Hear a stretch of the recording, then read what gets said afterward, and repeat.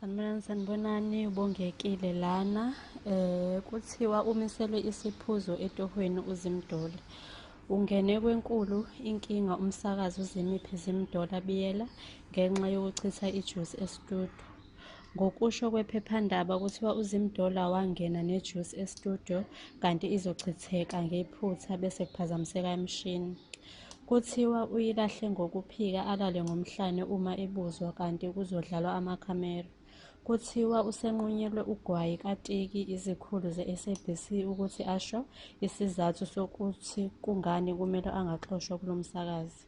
Kodwa-ke kubukeka sengathi uzophunyuka kulona xhaka ngoba umthombo othembekile uthe esivumelwaneni sabo ne-SABC asisayina akukho la axwayiswa khona ngokuthi akumele angene nokusaketshezi estudio.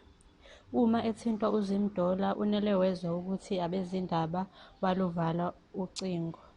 Okhulumela i-SABC uqinisekisile ukuthi uZimdola umisiwe emsakazweni kodwa wangathanda ukudalula izizathu, wathi lokhu kuphakathi kaZimdola ne-SABC.